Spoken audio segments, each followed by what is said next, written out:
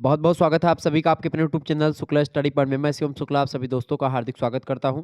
दीनदयाल उपाध्याय गोरखपुर विश्वविद्यालय में हिंदी साहित्य में ऑब्जेक्टिव प्रश्न पूछे जाते हैं। तो आज की वीडियो के माध्यम से हम लोग बीए फिफ्थ सेमेस्टर के छात्र छात्राओं के लिए हिंदी के जो हिंदी कोड है आपका HND 302 वाला कोड पेपर का, उसके बारे में चर्चा करेंगे। इसमें आपको पढ़ना है साहित्य शास्त्र और हिंदी आलोचना से बनने वाले बहुत ही महत्वपूर्ण प्रश्न आपकी परीक्षा में पूछे जाएंगे। उन्हीं प्रश्नों पर मैं चर्चा करने वाला हूं, तो आप इस वीडियो को अंत तक देख लीजिएगा, एक भी प्रश्न आपका छूटेगा नहीं। टॉप 100 क्वेश्चंस आज के वीडियो के माध्यम से हम लोग चर्चा करेंगे। साहित्य शास्त्र के भी प्रश्न होंगे और हिंदी आलोचना के भी इसमें प्रश्न मैंने रखे हैं। तो HND 302 का जो कोड वाला पेपर है, उसके लिए बहुत ही महत्वपूर्ण है ये लेक्चर, ध्यान रखेंगे। संपूर्ण सिलेबस को ध्यान में रख करके मैंने इन प्रश्नों को रखा है। दीनदयाल उपाध्याय गोरखपुर विश्वविद्यालय के लिए बहुत ही हेल्पफुल होगा। और जिनकी परीक्षाओं में अगर बता दूं, ऑब्जेक्टिव परीक्षा होती है जिन विश्वविद्यालय में, उनके लिए बहुत महत्वपूर्ण है। ठीक है, तो हिंदी मतलब साहित्य शास्त्र और हिंदी आलोचना बीए फिफ्थ सेमेस्टर के हिंदी साहित्य के पेपर 1 में आपको पढ़ना पड़ता है। आइए हम बहुत ही महत्वपूर्ण प्रश्नों को जानने का प्रयास करते हैं। पहला प्रश्न आपकी स्क्रीन पर आ चुका है। संस्कृत आचार्यों ने किसके कर्म करे काव्य कहा है? मतलब बताएं, किसको कर्म करे काव्य कहा है? संस्कृत आचार्यों ने किसके कर्म को करे मतलब कि करे काव्य कहा है? बताएं, फटाफट से आप बताएंगे। तो कवि, ऑप्शन नंबर इसका करेक्ट आंसर क्या हो जाएगा? C option. नेक्स्ट क्वेश्चन आप देखेंगे, काव्य तीति कवि तस्य कर्म काव्यम, ये किसकी उक्तियां हैं? काव्य तीति कवि तस्य कर्म काव्यम, ये किसकी उक्ति है? विद्याधर की उक्ति है। ऑप्शन नंबर इसका ए करेक्ट आंसर होगा। अगला प्रश्न आपकी स्क्रीन पर आ सकता है, काव्य शास्त्र का प्राचीनतम ग्रंथ कौन सा है? काव्य शास्त्र का सबसे प्राचीनतम ग्रंथ है नाट्य शास्त्र। किसने लिखा है? आचार्य भरत मुनि ने लिखा है। काव्य अलंकार किसकी रचना है? काव्य अलंकार आचार्य भामा ने लिखा है। काव्य अलंकार सूत्र की बात करेगा तो काव्य अलंकार सूत्र को लिखा है बामन ने। ठीक है, ध्यान रखिएगा। काव्य प्रकाश किसने लिखा है? आचार्य मम्मट ने लिखा है काव्य प्रकाश को। ठीक है, काव्य मीमांसा के लेखक कौन है? राजशेखर है काव्य मीमांसा के लेखक, आचार्य राजशेखर। ठीक है, ध्यान रखिएगा इस बात को। ओके, आगे देखिएगा। अगला प्रश्न है, शब्दार्थो सहितो काव्यम किसकी उक्ति है? शब्दार्थो सहितो काव्यम आचार्य भामा की उक्ति है। ठीक है, आचार्य भामा की बात करें तो ये अलंकार संप्रदाय के प्रणेता आचार्य हैं। आचार्य बामन जो है वो रीति संप्रदाय के प्रणेता आचार्य हैं। रीति संप्रदाय के प्रवर्तक आपसे पूछे तो क्या बताओगे? आचार्य बामन। ठीक है, ध्यान रखिएगा इस तरीके से। अगला क्वेश्चन, काव्यादर्श पुस्तक के लेखक कौन है? बताएंगे। काव्यादर्श के रचयिता कौन है? काव्यादर्श के रचयिता है दंडी। ऑप्शन नंबर इसका बी करेक्ट आंसर हो जाएगा। दंडी की अगर बात की तो काव्यादर्श के रचयिता है। और दंडी काव्य के कितने भेद बताते हैं? 3 भेद बताते हैं, एक गद्य, एक पद्य और एक मिश्र। ठीक है, option number B correct answer हो जाएगा। आचार्य आनंदवर्धन के बारे में एक चीज जान लीजिएगा, ध्वन्यालोक इनकी रचना है, बड़ी फेमस रचना है, आपकी परीक्षा में प्रश्न पूछा जाता रहता है। और ध्वनि संप्रदाय के प्रवर्तक हैं आनंदवर्धन, ये बात भी ध्यान रखेंगे। आचार्य भामा अलंकार संप्रदाय के प्रवर्तक हैं। ठीक है, ये बात ध्यान रखिएगा। भरत मुनि रस संप्रदाय के प्रणेता आचार्य हैं। क्लियर, ये बात ध्यान रखिएगा। ओके, इसके अलावा अभी और चर्चा करते रहेंगे और इंपॉर्टेंट प्रश्नों को मैं बीच बीच में आपको बताता रहूंगा। क्लियर, आगे देखिएगा। अगला क्वेश्चन आपकी स्क्रीन पर आ चुका, फटाफट से आप देखेंगे। प्रश्न है, पदावली का काव्य शरीर किसने माना? पदावली का काव्य बताए, पदावली का काव्य शरीर किसने माना? दंडी ने माना। पदावली को काव्य का शरीर किसने माना? दंडी ने माना। बी ऑप्शन करेक्ट आंसर होगा। काव्यात्मा का सर्वप्रथम प्रयोग किसने किया? काव्यात्मा का मतलब कि काव्यात्मा मतलब कि रीति को काव्यात्मा की बात या काव्यात्मा की बात सबसे पहले किसने करी? बामन ने करी, Acharya Baman. Option number A correct answer हो जाएगा। रीति संप्रदाय के प्रणेता आचार्य हैं ये। अगला प्रश्न है, काव्य अलंकार सूत्र किसकी रचना है? काव्य अलंकार सूत्र को लिखा है आचार्य बामन ने। ऑप्शन नंबर इसका डी करेक्ट आंसर होगा। अगला क्वेश्चन आपकी स्क्रीन पर पूछा सकता है परीक्षा में, ननु शब्दार्थों काव्यम में रुद्रट ने किसका अनुकरण किया है? देखिए, आपसे ये भी प्रश्न पूछ सकता था यहाँ पर कि ननु शब्दार्थों काव्यम ये किसकी उक्ति है? तो आप बताएंगे किसकी उक्ति है ये रुद्रट की उक्ति है। लेकिन इसमें उन्होंने किनका अनुकरण किया है, किनका नकल किया है, या किसके आधार पर इन्होंने ये चीज कहा है? ननु शब्दार्थों काव्यम आचार्य भामा ने कहा के आधार पर कहा है, क्योंकि आचार्य भामा ने क्या कहा था? शब्दार्थों सहित तो काव्यम। तो उन्होंने क्या कहा? इन्होंने कहा कि ननु शब्दार्थों काव्यम। ठीक है, आगे देखिएगा। अगला प्रश्न, ध्वन्यालोक के रचयिता कौन है? मैंने आपको बताया था आनंदवर्धन है। कौन है आनंदवर्धन? ध्वनि संप्रदाय के प्रवर्तक आचार्य हैं। ठीक है, आगे देखिएगा। अगला प्रश्न है, आनंदवर्धन ने काव्य की आत्मा किसे माना है? तो आनंदवर्धन ने काव्य की आत्मा ध्वनि को माना है। रीति किसने माना है? आचार्य बामन ने रीति माना है। ठीक है, ध्यान रखेंगे। ओके, अलंकार किसने माना है काव्य की आत्मा को? काव्य की आत्मा को अलंकार कहा है किसने? भामा ने। ठीक है, ध्यान रखिएगा इसको, आचार्य भामा। अगला प्रश्न, वक्रोक्ति जीवितम किसकी रचना है? बड़ी फेमस रचना है, इंपॉर्टेंट प्रश्न है। वक्रोक्ति जीवितम के लेखक हैं आचार्य कुंतक।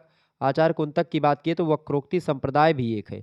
वक्रोक्ति संप्रदाय के प्रणेता आचार्य हैं, यानी प्रवर्तक आचार्य हैं। ठीक है, कौन? आचार्य कुंतक।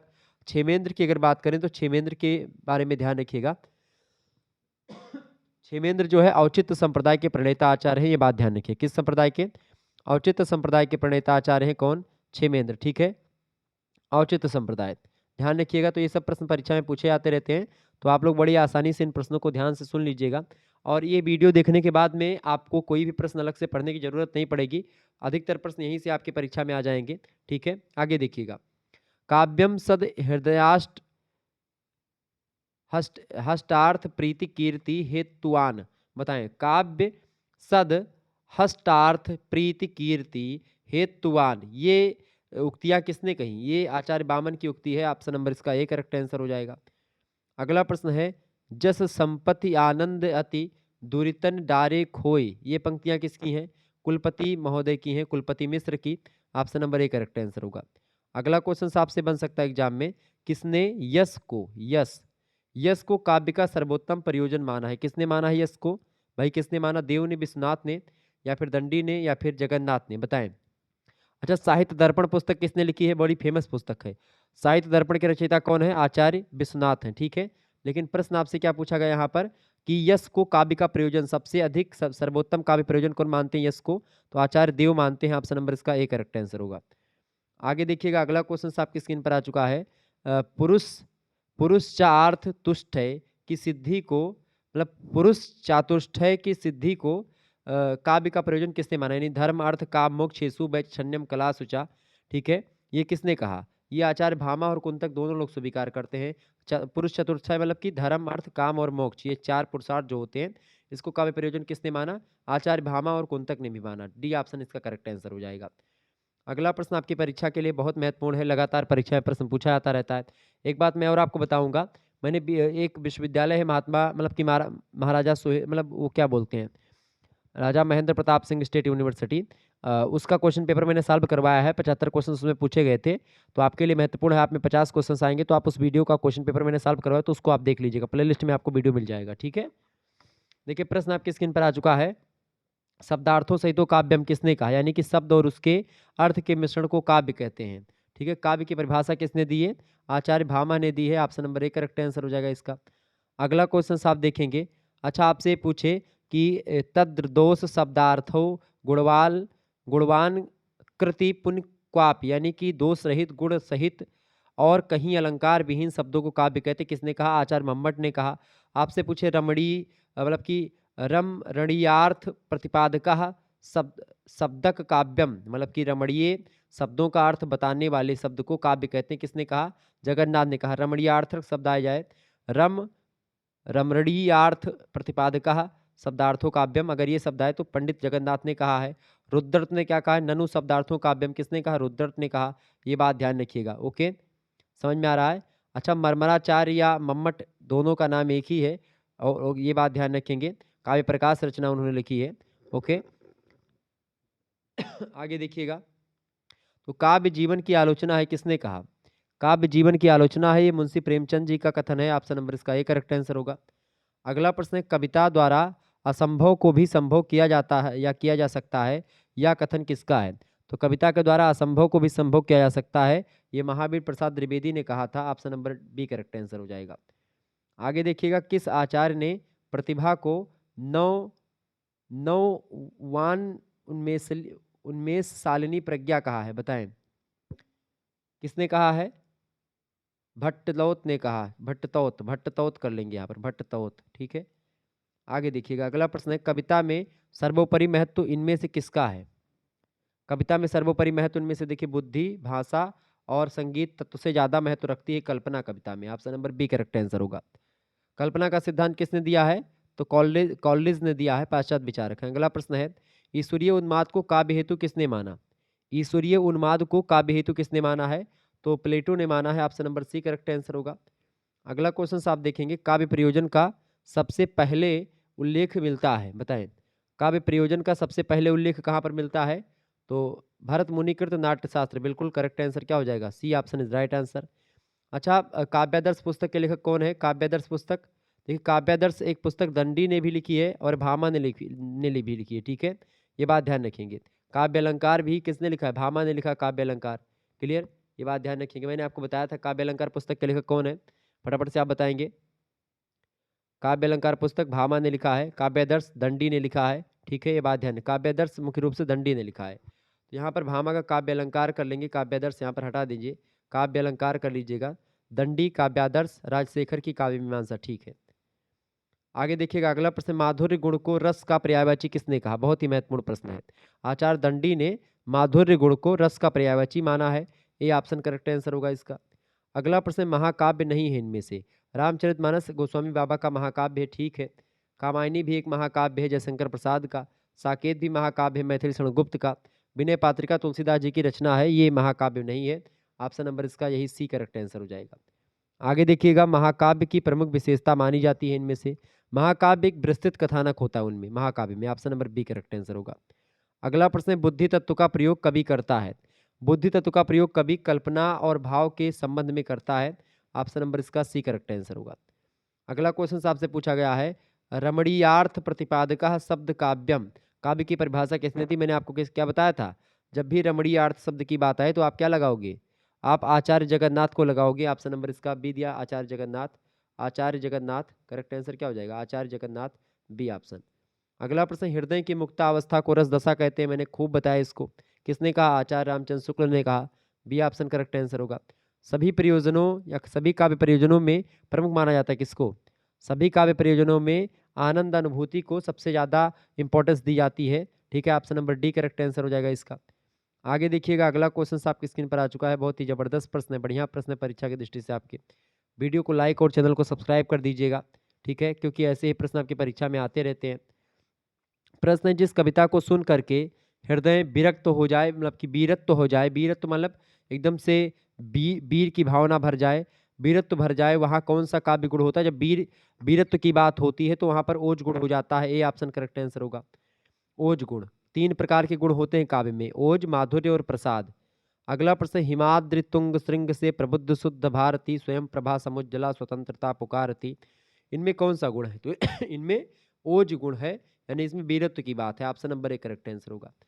अगला प्रश्न, वह कविता जिसे सुन करके हृदय मधुर भाव से भर जाए, वहाँ कौन सा अलंकार होता है? तो मधुर भाव से भर जाए तो कौन सा अलंकार होगा? माधुर्य, माधुर्य गुण होगा, ठीक है। Option number A correct answer हो जाएगा।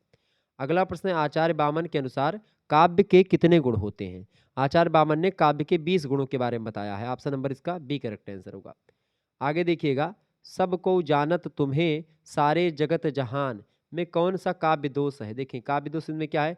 सब को जानत तुम्हें, एक तो पहली बात सब को यहाँ पर भी है, सब को जानत तुम्हें सारे, फिर सारा भी आ गया, जगत भी आ गया, जहान भी आ गया, सबका मतलब एक ही है। पुनरुक्ति दोष यहाँ पर खूब है, यानी एक ही शब्द कई बार आया है। सब को का भी अर्थ एक ही है, सारे जगत का भी अर्थ, सारे जहान, सबका मतलब एक ही होता है। पुनरुक्ति दोष यहाँ पर कूट कूट कर भरा है, तो option number A correct answer होगा इसमें। अगला प्रश्न, बिनती सुन लो हे भगवान, बिनती सुन लो हे भगवान हम सब बालक हैं नादान, इन पंक्तियों में कौन सा गुण है? जब भक्ति वगैरह की बात हो या अन्य चीज़ों की बात हो तो उसमें प्रसाद अलंकार गुण होता है। Option number C correct answer होगा। अगला प्रश्न है, ओज गुण से संबंधित रस कौन से हैं? वीर, विभत्स और रौद्र जो हैं, ये वीर रस से ओज गुण से संबंधित रस हैं, वीर, विभत्स और रौद्र, ए ऑप्शन। अगला क्वेश्चन आप देखिएगा, मम्मट ने कितने काव्य गुण बताए हैं? बताइएगा, फटाफट से आप बताने का प्रयास करेंगे। मम्मट ने, आचार्य मम्मट ने काव्य के कितने गुण बताए हैं? 3 गुण बताए हैं काव्य के आचार्य मम्मट ने, यही 3 गुण आपके हैं, ठीक है। ओज और ओज गुण, माधुर्य गुण और एक प्रकार से एक गुण और आपका है, ठीक है, ओज, माधुर्य और प्रसाद। अगला क्वेश्चन आपकी स्क्रीन पर आ चुका है, निरख सखी में खंजन आए, फेरे उन मेरे रंजन में नयन इधर मन भाए, इन पंक्तियों में कौन सा अलंकार है? बताएं। इन पंक्तियों में माधुर्य सॉरी कौन सा गुण है? तो माधुर्य गुण है, option number B correct answer होगा इसका। अगला प्रश्न, सुंदर बिहग सुमन सुंदर मानो तुम्हें सबसे सुंदरतम में कौन सा दोष है? सुंदर, सुमन सुंदर, सुंदरतम, देखिए 3-4 बार यहाँ पर सुंदरतम शब्द का प्रयोग आ गया, और यहाँ पर अगर वो भी नहीं दिया हुआ है क्या, ये भी पुनरुक्ति नहीं दिया हुआ है तो क्या होगा, यहाँ पर अधिक पदत्व दोष है। कई पद एक ही शब्द के, सुंदर, फिर सुंदर, और उसके बाद में फिर सुंदरतम, तो देखिए यहाँ पर सुपरलेटिव और सब डिग्री आ चुकी है। अधिक पदत्व दोष है, ए ऑप्शन करेक्ट आंसर होगा। अगला प्रश्न है, देखेंगे, राजन, देहु, तुरंग, मोही अथवा देहु मतंग, इन पंक्तियों में दोष होगा। कौन सा दोष होगा इनमें? इनमें दुष्क्रमत्व का दोष होगा, इसमें क्रम सही से नहीं दिया है। ठीक है, राजन, देहु, तुरंग, मोही, ये देखिए यहाँ पर एक क्रम से नहीं लिखा हुआ है पूरा। ठीक है sorry, C option correct answer होगा। अगला क्वेश्चन आप देखिएगा, रस के अपकर्ष दोष कहलाते हैं, यह परिभाषा किसकी है बताएं। रस के अपकर्ष दोष कहलाते हैं, परिभाषा किसकी है? आचार्य विश्वनाथ की है, सी ऑप्शन करेक्ट आंसर होगा। अगला प्रश्न है, गुण के विरोधी दोष कहलाते हैं, पंक्ति किसकी है? आचार्य भामन की। गुण के जो विरोधी होते हैं वही दोष होते हैं काव्य। अगला प्रश्न है, जहां काव्य सुनने में कटु लगे वहां कौन सा दोष होता है? वहां पर श्रुति कटुत्व दोष होता है। श्रुति यानी सुनना, कटुत माने कटन, मतलब कि कड़वा, और दोष माने दोष। तो जहां पर काव्य सुनने में कड़वा लगे, अच्छा ना लगे, वहां पर जान जाइए श्रुति कटुत्व दोष है। ठीक है, ये बात ध्यान रखिएगा। तो इस तरीके से आप लोगों ने बहुत सारे प्रश्नों को समझा। आगे देखिएगा अगला क्वेश्चन। अगला प्रश्न आपकी स्क्रीन पर आ चुका, फटाफट से आप देखेंगे। बहुत ही महत्वपूर्ण प्रश्न है परीक्षा की दृष्टि से आपके। देखिएगा, प्रश्न है, प्रसन्नता शब्द में कौन सी ध्वनि है? प्रसन्नता शब्द में कौन सी ध्वनि है? प्रसन्नता में कौन सी ध्वनि है? युग्मक ध्वनि है, ऑप्शन नंबर इसका सी करेक्ट आंसर होगा। अगला प्रश्न है, रूपक के भेद नहीं है इनमें से। देखिए, रूपक के कितने भेद होते हैं? तो रूपक के 10 भेद होते हैं। तो रूपक के कितने भेद होते हैं? 10 भेद होते हैं, option number A correct answer हो जाएगा। इनमें से देखिए, नाटक, प्रकरण और प्रहसन, ये तीनों रूपक के भेद हैं। प्रस्थान कोई रूपक का भेद नहीं होता है। 10 रूपक के भेद कौन कौन से हैं? तो यही करेक्ट आंसर है। रूपक के भेद कौन सा? नहीं, प्रस्थान रूपक का भेद नहीं है। देखिए, पहला रूपक आपका होता है नाटक, उसके बाद में दूसरा प्रकरण, तीसरा कौन सा होता है आपका? भान, चौथा मतलब भाण, चौथा और कौन सा होता है? व्यायोग, पांचवा समवकार, ठीक है, छठवा डिम, सातवां ईहा मृग, आठवां अंक, नौवां बीथी, और 10वां होता है आपका प्रहसन। ये 10 आपके भेद होते हैं किसके? रूपक के। क्लियर? आगे देखिएगा अगला प्रश्न, उपरूपक के कितने भेद होते हैं? रूपक के भेदकों को, मतलब भेदों को किसने बताया? रूपक भेदों के आधार पर, रूपक के भेदों के आधार पर आचार्य विश्वनाथ, साहित्य दर्पण के रचयिता आचार्य विश्वनाथ ने क्या किया? उपरूपकों के बारे में बताया कि 18 उपरूपक होते हैं। कितने? 18। Option number A correct answer हो जाएगा इसका। अगला क्वेश्चन आप देखिएगा, अगला क्वेश्चन आपकी स्क्रीन पर आ चुका है। आचार्य देव ने किस भाव को 24वां संचारी भाव कहा? फटाफट से आप बताने का प्रयास करेंगे। 34वां संचारी भाव इनमें से कौन सा है? देखिए, छल जो है 34वां संचारी भाव है, ऑप्शन नंबर इसका ए करेक्ट आंसर हो जाएगा। आगे देखिएगा अगला क्वेश्चन है, मम्मट का काव्य प्रकाश संबंधित है। मम्मट का काव्य प्रकाश किससे रिलेटेड है? देखिए, ध्वनि से रिलेटेड है मम्मट का काव्य प्रकाश, डी ऑप्शन करेक्ट आंसर होगा। अगला प्रश्न, ध्वनि को काव्य की आत्मा किस आचार्य ने माना? ध्वनि को काव्य की आत्मा आनंदवर्धन मानते हैं, ऑप्शन नंबर इसका डी करेक्ट आंसर हो जाएगा। अगला क्वेश्चन आप देखेंगे, रस ध्वनि को काव्यात्मा पद पर किसने प्रतिष्ठित किया? रस ध्वनि को भी आनंदवर्धन ने किया, बी ऑप्शन करेक्ट आंसर होगा। अगला प्रश्न, निम्नलिखित में से किसने ध्वनि संप्रदाय का प्रवर्तन किया? आनंदवर्धन ने किया, option number B correct answer होगा। अगला प्रश्न, श्रृंगार रस की दृष्टि से नायक के प्रकार हैं। श्रृंगार रस की दृष्टि से नायक के 4 प्रकार होते हैं। पहला होता है अनुकृत या अनुकरण, दूसरा होता है आपका दक्षिण, और तीसरा होता है धृष्ट, और चौथा होता है आपका सठ। ठीक है, तो ये नायक के प्रकार होते हैं श्रृंगार रस के अकॉर्डिंग। तो ऑप्शन नंबर डी लगा देंगे उपरोक्त सभी। अगला क्वेश्चन है, व्याकरण के स्फोटवाद से प्रेरित यहाँ पर कौन सा वाद है? ध्वनि सिद्धांत, वक्रोक्ति सिद्धांत, अलंकार सिद्धांत या रीति सिद्धांत? बताएं। तो बिल्कुल ध्वनि सिद्धांत जो है वो व्याकरण के स्फोटवाद से प्रेरित है, ऑप्शन नंबर इसका बी करेक्ट आंसर होगा। अगला प्रश्न, काव्य शास्त्र में ध्वनि शब्द मानी जाती है। काव्य शास्त्र में ध्वनि व्यंजक मतलब कि व्यंग्य व्यंजक मानी जाती है, सी ऑप्शन करेक्ट आंसर होगा इसका। अगला क्वेश्चन आप देखिएगा, निरुक्ति नामक ग्रंथ में अलंकारों का सैद्धांतिक विवेचन सबसे पहले किसने किया? आचार्य यास्क या सौनक ऋषि, भरत मुनि या आचार्य वामन? किसने किया? निरुक्ति नामक ग्रंथ में अलंकारों का सैद्धांतिक विवेचन सबसे पहले किया था आचार्य यास्क महोदय ने, ऑप्शन नंबर इसका ए करेक्ट आंसर हो जाएगा।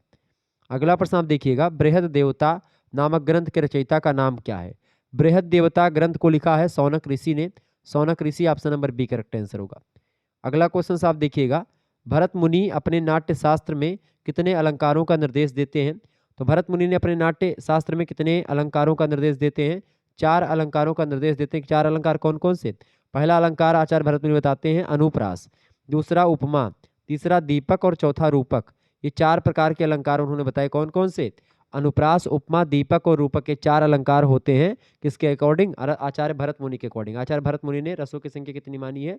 8 मानी है। ठीक है, ये बात ध्यान रखेंगे। बाद में फिर 9वें रस की बात बताई गई, फिर बाद में तो और रस बताए गए। आगे देखिएगा, अगला क्वेश्चन आपकी स्क्रीन पर आ चुका है, फटाफट से आप देखेंगे। इंपॉर्टेंट प्रश्न आपकी परीक्षा की दृष्टि से। देखिए प्रश्न आपकी स्क्रीन पर आ चुका है। सर्वप्रथम औचित्य की स्पष्ट व्याख्या करने वाले आचार्य कौन है? औचित्य की अगर बात करें तो औचित्य की सबसे पहले स्पष्ट व्याख्या करने की अगर बात करें तो देखिए काव्य तत्व के रूप में वर्णन सबसे पहले प्रयोग किसने किया? आनंदवर्धन ने किया है इसके औचित्य के बारे में। लेकिन औचित्य की स्पष्ट व्याख्या करने वाले आचार्य की अगर बात की जाए, स्पष्ट व्याख्या करने को लेकर के पूछा गया है सर्वप्रथम, तो औचित्य की स्पष्ट व्याख्या सबसे पहले करी है क्षेमेंद्र ने। क्योंकि क्षेमेंद्र जो हैं वो औचित्य संप्रदाय के प्रणेता आचार्य, संस्थापक है, तो उन्होंने सबसे बेहतरीन तरीके से इसके बारे में बताया। हालांकि औचित्य को काव्य के तत्व के रूप में स्वीकार किया आनंदवर्धन ने, ठीक है, लेकिन यहाँ पर क्या पूछा गया है? अस्पष्ट व्याख्या को लेकर के पूछा गया है। स्पष्ट व्याख्या क्षेमेंद्र देते हैं इसकी। डी ऑप्शन करेक्ट आंसर हो जाएगा सबसे पहले। ठीक है, D option is right answer. आगे देखिएगा, अगला क्वेश्चन आपकी स्क्रीन पर आ चुका है, फटाफट से आप देखने का प्रयास करेंगे। अगला प्रश्न क्या है आपकी स्क्रीन पर? देखिए अगला प्रश्न आपकी स्क्रीन पर आ चुका है। प्रश्न है आनंदवर्धन ने औचित्य के कितने भेदों का उल्लेख किया है? आनंदवर्धन ने औचित्य के कितने भेदों का आनंदवर्धन ने औचित्य के कितने भेदों का उल्लेख किया है? तो आनंदवर्धन ने औचित्य के 6 भेदों के बारे में बताया। कितने भेद? 6 भेदों के बारे में बताया है। क्लियर? जो औचित्य की स्पष्ट व्याख्या करने वाले आचार्य में सबसे पहला जो नाम आएगा, सबसे पहला यहाँ पर सर्वप्रथम भी दिया है, तो आप आनंदवर्धन भी लगा सकते हैं, ऐसी बात नहीं है। लेकिन अगर आपसे ये पूछता कि संस्थापक कौन है तो आप यहाँ पर क्षेमेंद्र लगाएंगे। स्पष्ट व्याख्या की बात कर दी इसीलिए मैंने यहाँ पर क्षेमेंद्र लगा दिया। हालांकि आनंदवर्धन ने भी औचित्य के बारे में बढ़िया डिटेल में जानकारी दी है, ठीक है, ऐसी बात नहीं है। तो आनंदवर्धन ने औचित्य के कितने भेदों के बारे में बताया है? 6 भेद। कौन कौन से 6 भेद है भाई? 6 भेदों के बारे में बताया। कौन कौन से हैं? देखिए एक तो रस औचित्य पहला उन्होंने बताया, रस औचित्य, दूसरा अलंकार औचित्य, तीसरा गुण औचित्य, चौथा संगठन औचित्य, पांचवा उन्होंने बताया प्रबंध औचित्य, छठा बताया उन्होंने रीति औचित्य। तो ये 6 प्रकार के औचित्य के भेद बताए हैं किसने? आनंदवर्धन ने। ध्वनि संप्रदाय के प्रणेता आचार्य हैं आनंद, और उसको एक काव्य के रूप में, काव्य के तत्व के रूप में औचित्य की बात करते हैं। अगला प्रश्न है, प्रश्न आपकी स्क्रीन पर आ चुका है। अलंकार अस्तवलंकार गुणः एवं गुणः शब्द किसकी उक्ति है? सदा किसकी उक्ति है ये? इसको किसने कहा था? आचार्य क्षेमेंद्र ने कहा था। ठीक है, अगला क्वेश्चन आप देखेंगे। आचार्य कुंतक ने वक्रोक्ति जीवितम, वक्रोक्ति काव्य जीवितम में कितने प्रकार के औचित्य की व्याख्या करी है? तो 2 प्रकार के औचित्य की व्याख्या करी है आचार्य कुंतक ने। ऑप्शन नंबर इसका सी करेक्ट आंसर हो जाएगा। अगला प्रश्न, क्षेमेंद्र ने औचित्य के कितने भेदों का उल्लेख किया है? तो क्षेमेंद्र ने औचित्य के 27 भेदों का उल्लेख किया है। डी ऑप्शन इसका करेक्ट आंसर हो जाएगा। अगला प्रश्न, काव्य, कथा, नाटक, उपन्यास आदि के पढ़ने, सुनने या उसका अभिनय देखने से जो आनंद की प्राप्ति होती है उसे हम रस कहते हैं। ऑप्शन नंबर इसका ए करेक्ट आंसर हो जाएगा। आगे देखिएगा, काव्य की आत्मा या प्राण किसे कहा जाता है? काव्य की आत्मा या प्राण इनमें से अगर कहा जाएगा तो वो रस को कहा जाएगा। ठीक है, इनमें से करेक्ट आंसर क्या हो जाएगा? ऑप्शन नंबर बी, रस ऑप्शन इसका करेक्ट आंसर होगा। अगला प्रश्न है, काव्य के कितने अंग या अवयव होते हैं? रस की बात करें तो रस के मुख्य रूप से अंग या अवयव की बात करें तो 4 अवयव होते हैं रस के। कौन कौन से? पहला होता है आपका अस्थाई भाव, दूसरा होता है विभाव, तीसरा होता है अनुभाव, और चौथा और लास्ट होता है आपका संचारी भाव। और आप देखते हैं विभाव, अनुभव तथा संचारी भाव के संयोग से ही रस की निष्पत्ति होती है। जैसे मान लेते हैं आपसे पूछा जाए कि ये बताओ कि हास्य रस की उत्पत्ति कैसे होती है, या हास्य रस की परिभाषा बताओ, तो कैसे बताओगे? हास का स्थायी भाव क्या होता है? हास्य रस का स्थायी भाव होता है हास। तो आप लिखेंगे कि जो है हास नामक अस्थाई भाव, या यही हास नामक अस्थाई भाव विभाव, अनुभाव तथा संचारी भाव के संयोग से पुष्ट होने के बाद में हास रस की निष्पत्ति करता है। ऐसे पूछे करुण रस का आप परिभाषा बताओ तो क्या लिखेंगे? करुण क्या होता है? करुण का अस्थाई भाव क्या होता है? शोक। अब शोक की अगर बात करें तो शोक, यही आप लिखेंगे शोक नामक अस्थाई भाव विभाव, अनुभाव तथा संचारी भाव के संयोग से जो है पुष्ट होने के बाद में करुण रस की निष्पत्ति करता है। तो इस तरीके से ये रस की निष्पत्ति को लेकर के एक बढ़िया सूत्र आपका हो जाता है, विभाव, अनुभाव, व्यभिचारी भाव, संयोगाद रस निष्पत्ति। ठीक है, आचार्य भरत मुनि। आगे देखिएगा अगला प्रश्न, ध्वनि के कितने भेद होते हैं बताएं। ध्वनि के कितने भेद होते हैं? ध्वनि के कितने भेद होते हैं भैया? ध्वनि के मुख्य रूप से 3 भेद होते हैं। ऑप्शन नंबर इसका ए करेक्ट आंसर हो जाएगा। कौन कौन से? रस ध्वनि पहली, दूसरी अलंकार ध्वनि और तीसरी वस्तु ध्वनि। वस्तु ध्वनि, ये 3 रस के मतलब कि ध्वनि के कितने भेद होते हैं? 3 भेद, रस ध्वनि, अलंकार ध्वनि और वस्तु ध्वनि। क्लियर। अगला प्रश्न, आनंदवर्धन ने ध्वनि के कितने भेद बताए हैं? 3 भेद बताए हैं। ऑप्शन नंबर इसका ए करेक्ट आंसर होगा। अगला क्वेश्चन से, आचार्य भोजराज ने किस शब्द शक्ति के ध्वनि से अभिन्न अंग माना है? किस शब्द शक्ति का ध्वनि से अभिन्न अंग माना? अभिन्न अंग माना है? तात्पर्य। ऑप्शन नंबर इसका डी करेक्ट आंसर होगा। अगला क्वेश्चन से, मूलतः रस की संख्या कितनी मानी जाती है? मूलतः रस की संख्या कितनी मानी जाती है? 9 मानी जाती है। ऑप्शन नंबर इसका ए करेक्ट आंसर हो जाएगा। ठीक है। आचार्य भोजराज की बात की तब यहाँ पर मैंने तात्पर्य बताया, बाकी अभिधा, लक्षण और व्यंजना 3 सब शक्तियाँ होती हैं, लेकिन आचार्य भोजराज तात्पर्य सब शक्ति की बात भी करते हैं। ठीक है।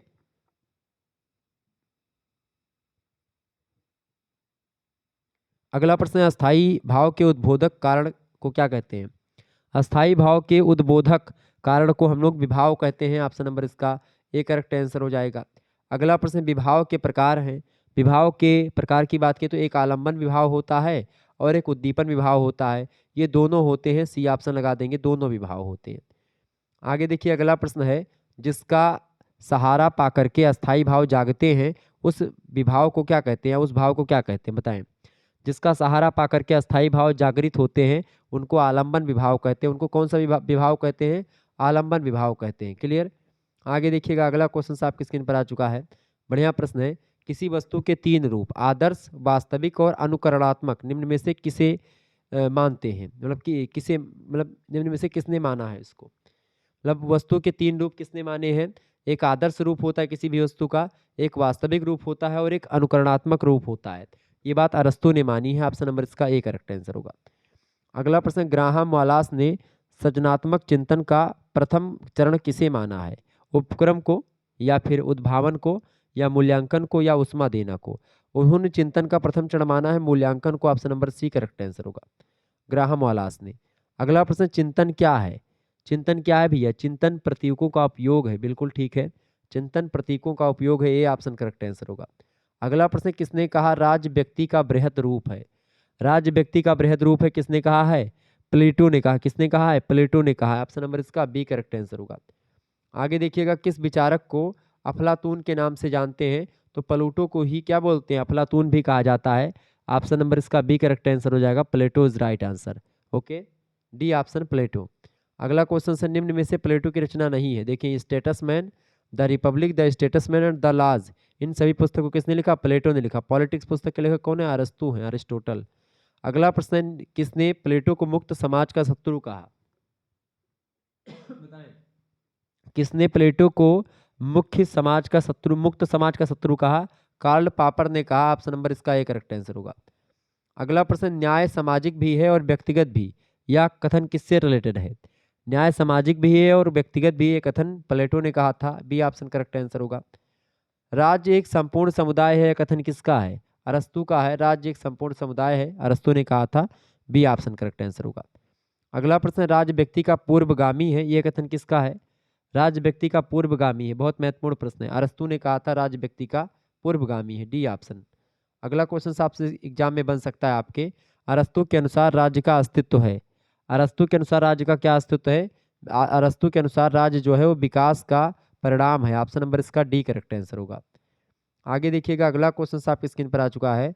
राज्य जीवन के लिए, मतलब राज्य जीवन के लिए आया है और अच्छे जीवन के लिए अस्तित्व से में बना हुआ है, ये कथन किसका है? ये कथन भी अरिस्टोटल का है, अरस्तु का है। बी ऑप्शन करेक्ट आंसर होगा। अगला प्रश्न, किसने अरस्तु को मध्यम या माध्यम वर्ग का दार्शनिक कहा? तो अरस्तु माध्यम वर्ग के दार्शनिक है, ऐसा कहा था किसने? कैटलिन महोदय ने। ऑप्शन नंबर इसका डी करेक्ट आंसर हो जाए, कैटलिन। अगला प्रश्न, अनुपातिक समानता का सिद्धांत किसने दिया? अनुपातिक समानता का सिद्धांत जो दिया है वो अरिस्टोटल ने दिया, अरस्तु ने दिया। बी ऑप्शन इसका करेक्ट आंसर हो जाएगा। आगे देखिएगा, अगला प्रश्न आपकी स्क्रीन पर आ चुका है, फटाफट से आप देखेंगे, बहुत ही महत्वपूर्ण प्रश्न परीक्षा की दृष्टि से आपके। टॉमस स्टर्न्स इलियट परंपरा के अनुसार बताएं। इंपॉर्टेंट प्रश्न है। टॉमस स्टर्न, मतलब कि स्टर्न्स इलियट परंपरा के अनुसार संस्कृति का अंश नहीं है। परंपरा के अनुसार क्या नहीं है? संस्कृति का अंग नहीं है या फिर निर्जीव होता है, अनुपयोगी होता है, जीवित संस्कृति का एक अंश है। इसका करेक्ट आंसर क्या हो जाएगा? इसका करेक्ट आंसर हो जाएगा जीवित संस्कृति का एक अंश है। ठीक है, टॉमस स्टर्न्स इलियट परंपरा के अनुसार जीवित संस्कृति का एक अंश है। अगला क्वेश्चन है, अतीत ही वर्तमान में प्रभावित नहीं करता बल्कि वर्तमान भी अतीत को प्रभावित करता है, ये किसका कथन है? ये कथन किसका है? टी.एस. इलियट का है। ऑप्शन नंबर इसका ए करेक्ट आंसर हो जाएगा। टी.एस. इलियट का कौन सा सिद्धांत आपके पाठ्यक्रम में है? निर्वैयक्तिकता का सिद्धांत। ओके, अगला क्वेश्चन आपकी स्क्रीन पर आ चुका है, फटाफट से आप देखेंगे। प्रश्न है, अंडरस्टैंडिंग पोएट्री पुस्तक के लेखक कौन है? अंडरस्टैंडिंग पोएट्री लिखा है क्लिंथ ब्रुक्स ने। ऑप्शन नंबर इसका सी करेक्ट आंसर होगा। अगला प्रश्न है, अंग्रेजी के शास्त्रीय और शास्त्रज्ञ विद्वान कौन थे इनमें से? तो इनमें से जो टिलियार्ड महोदय हैं वो थे। Option number C correct answer होगा। अगला प्रश्न है, निम्नलिखित में से कौन कॉलरिज का ग्रंथ नहीं? इनमें से कॉलरिज का कल्पना का सिद्धांत बड़ा फेमस है। ठीक है, बताएं कॉलरिज का ग्रंथ इनमें से कौन सा नहीं है? टेबल टॉक इनका ग्रंथ नहीं है, बाकी letters, the rime of ancient mariner, Elizabeth essays, ये मतलब कि एल्सेज, ये सब कॉलरिज की रचनाएं हैं। अगला क्वेश्चन आप देखेंगे, निम्नलिखित में से कौन सी पुस्तक आई.ए. रिचर्ड्स के द्वारा नहीं लिखी गई है? स्कोर बोर्ड की परिभाषा ये उनके द्वारा नहीं लिखी गई है। ठीक है, तो बी ऑप्शन करेक्ट आंसर हो जाएगा। बाकी रचनाएं इन्हीं के द्वारा लिखी गई। अगला प्रश्न, लिटरेरी क्रिटिसिज्म का सिद्धांत, प्रिंसिपल्स ऑफ लिटरेरी क्रिटिसिज्म, इस पुस्तक को किसने लिखा है? टी.एस. रिचर्ड्स की पुस्तक है। इसका ए ऑप्शन करेक्ट आंसर हो जाएगा। ठीक है, क्रोंचे का सिद्धांत कौन सा है? क्रोंचे ने अभिव्यंजनावाद का सिद्धांत दिया है, ये बात ध्यान रखेंगे। अगला प्रश्न, पाश्चात्य काव्यशास्त्र का मूल माना जाता है। पाश्चात्य काव्यशास्त्र का मूल कहाँ से माना जाता है? यूनान से उत्पत्ति हुई पाश्चात्य काव्यशास्त्र की। बी ऑप्शन करेक्ट आंसर होगा। अगला क्वेश्चन है, लिरिकल बैलेड्स 1798 में पुस्तक आई थी। लिरिकल बैलेड्स, इस पुस्तक को किसने लिखा है? 1798 ईस्वी में प्रकाशित हुई है। वर्ड्सवर्थ ने लिखा, William Wordsworth. Option number B correct answer होगा। अगला प्रश्न है, उदात्तता साहित्य के सब गुणों से महान है। यह वह गुण होता है उदात्तता जो अन्य सब त्रुटियों के बावजूद साहित्य को सच्चे अर्थों में प्रभावपूर्ण बना देता है। ये लोनजाइनस ने कहा था, चूंकि लोनजाइनस का ही सिद्धांत है। कौन सा? उदात्तता का सिद्धांत लोनजाइनस का है, ये बात ध्यान रखिएगा। आगे देखेंगे, अगला क्वेश्चन आपकी स्क्रीन पर आ चुका है। लोनजाइनस को प्रथम स्वच्छंदतावादी या सौंदर्यवादी समीक्षक किसने कहा? बताइएगा किसने कहा भैया? जेम्स स्कॉट ने कहा। ऑप्शन नंबर इसका ए करेक्ट आंसर होगा। आगे देखिएगा, अगला प्रश्न है, यथार्थवाद शब्द का प्रयोग सबसे पहले किस वर्ष किया गया? यथार्थवाद का सबसे पहले शब्द 1833 में प्रयोग किया गया। ए ऑप्शन करेक्ट आंसर होगा। अगला प्रश्न, नई समीक्षा को पूर्णतः प्रतिष्ठित करने वाले कौन है? नई समीक्षा को पूर्णतः प्रतिष्ठित करने वाले जो विद्वान हैं, तो सबसे पहले की बात करें तो जॉन क्रो रैनसम ही है। तो नई समीक्षा को प्रतिष्ठित करने वाले कौन है? तो आपसे पूछेगा तो जॉन क्रो रैनसम बताएंगे। आपसे पूछेगा कि नई समीक्षा के जनक कौन है, तो आप बताओगे टी.एस. इलियट हैं। ठीक है, जनक के बारे में पूछेगा। फादर पूछेगा न्यू क्रिटिसिज्म का, फादर ऑफ न्यू क्रिटिसिज्म, तो आप बताएंगे टी.एस. इलियट। ठीक है, नई समीक्षा का जनक कौन है? टी.एस. इलियट है, लेकिन उसके प्रतिष्ठित करने वाले जो हैं शुरुआती दौर पर वो जॉन क्रो रैनसम है। तो इसका करेक्ट आंसर क्या हो जाएगा? A option. आगे देखिएगा, अगला क्वेश्चन आपकी स्क्रीन पर आ चुका है। जायसी ग्रंथावली नाम आलोचना ग्रंथ के लेखक कौन है? बताइएगा। जायसी ग्रंथावली नामक आलोचना ग्रंथ के लेखक कौन है? जायसी ग्रंथावली को किसने लिखा है? आचार्य रामचंद्र शुक्ल जी ने लिखा। बिल्कुल ठीक है, आचार्य रामचंद्र शुक्ल की रचना है जायसी ग्रंथावली। बी ऑप्शन करेक्ट आंसर हो जाएगा, आचार्य रामचंद्र शुक्ल की रचना है। ओके, अगला क्वेश्चन आप देखिएगा, अगला प्रश्न आपकी स्क्रीन पर आ चुका है। केशव की काव्य कला किसकी आलोचना पुस्तक है? केशव की काव्य कला ये किसकी आलोचना पुस्तक है? पंडित कृष्ण शंकर शुक्ला जी की पुस्तक है ये। Option number C correct answer होगा। आगे देखेंगे, अगला क्वेश्चन है, बिहारी और घनानंद को किस साहित्यकार ने अपना अध्ययन का आधार बनाया? बिहारी और घनानंद को पंडित विश्वनाथ प्रसाद मिश्रा ने अपने अध्ययन का आधार बनाया था। ठीक है, आधार नहीं, आधार। ऑप्शन नंबर इसका किसने बनाया था? किसने? आचार्य मतलब पंडित विश्वनाथ प्रसाद मिश्रा ने बनाया था। ऑप्शन नंबर इसका बी करेक्ट आंसर हो जाएगा। अगला क्वेश्चन आप देखेंगे, भाषा रहस्य किसकी पुस्तक है? भाषा रहस्य किसकी पुस्तक है? बाबू श्याम सुंदर दास की पुस्तक है। ऑप्शन नंबर इसका सी करेक्ट आंसर होगा। अगला क्वेश्चन आप देखिएगा, छायावाद के प्रबल समर्थक आलोचक साहित्यकार कौन है? छायावाद के प्रबल समर्थक आलोचक साहित्यकार जो है वो है आचार्य नंद दुलारी वाजपेयी जी। ऑप्शन नंबर इसका बी करेक्ट आंसर होगा। अगला प्रश्न, इनमें से कौन छायावादी आलोचक साहित्यकार हैं? इनमें से कौन छायावादी आलोचक साहित्यकार हैं पूछा जा रहा है ना, बताइएगा। करेक्ट आंसर छायावादी आलोचक साहित्यकार इनमें से कौन से हैं, बताइए फटाफट से। डॉक्टर नागेंद्र, बिल्कुल ठीक है, ये ऑप्शन। छायावाद स्थूल के प्रति सूक्ष्म का विद्रोह, ये भी इन्होंने ही कहा था। अगला प्रश्न आप देखिएगा, अगला क्वेश्चन आपकी स्क्रीन पर आ चुका है। इनमें से कौन आचार्य हजारी प्रसाद द्विवेदी के समर्थक आलोचक साहित्यकार हैं, बताएंगे फटाफट से आप बताएंगे।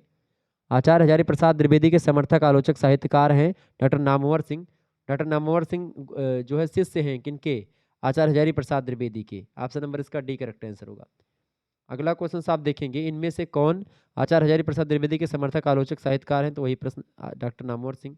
अगला क्वेश्चन आप देखेंगे, निम्नांकित में से किसे प्रगतिवादी आलोचक कहा जाता है? प्रगतिवादी आलोचक शिवदान सिंह चौहान जी हैं पहले, उसके बाद में रामविलास शर्मा भी प्रगतिवादी आलोचक हैं, लेकिन अगर वो ऑप्शन में दिए शिवदान सिंह चौहान तो वही करेक्ट आंसर हो जाएंगे। रामविलास शर्मा भी हैं, ठीक है। आगे देखिएगा, अगला क्वेश्चन आपकी स्क्रीन पर आ चुका है, संयोगिता स्वयंवर नामक ग्रंथ के रचनाकार कौन है, फटाफट से आप बताएंगे। संयोगिता स्वयंवर नामक ग्रंथ के रचनाकार, फटाफट से आप बताने का प्रयास करेंगे, बढ़िया प्रश्न है। संयोगिता स्वयंवर नामक ग्रंथ के रचनाकार हैं लाला श्रीनिवास दास। ऑप्शन नंबर इसका बी करेक्ट आंसर हो जाएगा। अगला प्रश्न आप देखेंगे, अलंकार मंजूषा नामक आलोचना ग्रंथ के लेखक कौन है? बहुत ही महत्वपूर्ण प्रश्न है, ध्यान रखेंगे इस प्रश्न को। अलंकार मंजूषा आलोचना ग्रंथ है, किसने लिखा है उसको?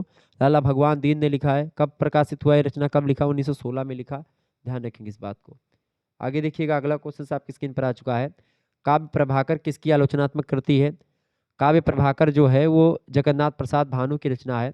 Option number C correct answer हो जाएगा, और ये प्रकाशित हुई है 1909 में, ध्यान रखिएगा इस बात को। अगला प्रश्न आपकी स्क्रीन पर आ चुका है, हिंदी नवरत्न एक पुस्तक है, इसकी रचना किसने करी? हिंदी नवरत्न पुस्तक किसने लिखा है? हिंदी नवरत्न पुस्तक का प्रकाशन 1910 में होता है, और इसको लिखा जानते हैं किसने? इसको लिखा है मिश्र बंधुओं ने। किसने लिखा है? मिश्र बंधुओं ने। मिश्र बंधु मतलब कि तीन भाई हैं मिश्र बंधु, ठीक है। आपको बता दूं, पहला मिश्र जो सबसे बड़े मिश्र बंधु गणेश बिहारी जी, फिर उनके बाद में दूसरे हैं श्याम बिहारी, और तीसरे हैं सुखदेव बिहारी, इसीलिए इनको मिश्र बंधु कहा जाता है। गणेश बिहारी मिश्र, श्याम बिहारी मिश्र और सुखदेव बिहारी मिश्र, इसलिए तीन भाई हैं, इसलिए इनको तीन बंधु यानी कि मिश्र बंधु कहा जाता है। मिश्र बंधु विनोद इनकी रचना है। Option number A correct answer होगा इसका। अगला प्रश्न है, बिहारी और देव किसकी प्रसिद्ध आलोचनात्मक कृति है? बिहारी और देव, ठीक है, बिहारी और देव कृष्ण बिहारी मिश्रा जी की है। ऑप्शन नंबर इसका सी करेक्ट आंसर होगा। अगला प्रश्न, देव और बिहारी किसकी चर्चित आलोचनात्मक कृति है? वही देव और बिहारी कहे चाहे बिहारी और देव कहे, मतलब एक देव और बिहारी की तुलना करी गई कृष्ण बिहारी मिश्र जी ने। Option number C correct answer होगा इसका। अगला क्वेश्चन आप देखेंगे, प्रश्न है, पोप के ऐसे मतलब कि पोप के यस्से ऑन क्रिटिसिज्म का हिंदी अनुवाद नाम से समालोचना दर्श नामक ग्रंथ किसने लिखा? तो समालोचना दर्श नामक ग्रंथ को लिखा जगन्नाथ दास रत्नाकर ने। ये पोप की रचना यस्से ऑन क्रिटिसिज्म का हिंदी रूपांतरण है। ऑप्शन नंबर इसका डी करेक्ट आंसर हो जाएगा, जिसको किया है जगन्नाथ दास रत्नाकर ने। अगला प्रश्न, यस्से ऑन इमेजिनेशन का हिंदी अनुवाद नाम से कल्पना का मतलब कि आनंद नामक ग्रंथ की रचना किसने करी? किसने करी? आचार्य रामचंद्र शुक्ल जी ने करी। ऑप्शन नंबर इसका सी करेक्ट आंसर होगा। अगला प्रश्न, हिंदी भाषा और साहित्य किसकी आलोचनात्मक ग्रंथ है? हिंदी भाषा और साहित्य बाबू श्याम सुंदर दास की रचना है। ये ऑप्शन करेक्ट आंसर हो जाएगा इसका, ध्यान रखिएगा, प्रश्न बहुत ही महत्वपूर्ण है। अगला क्वेश्चन आपकी स्क्रीन पर आ चुका है, फटाफट से एक बार वीडियो को लाइक और शेयर कर दीजिएगा, बहुत ही महत्वपूर्ण प्रश्न है परीक्षा की दृष्टि से आपके। देखें प्रश्न है, आचार्य रामचंद्र शुक्ल ने किस काव्य को हिंदी का पहला महाकाव्य और उसके रचनाकार को हिंदी का पहला कवि माना है? बताएं।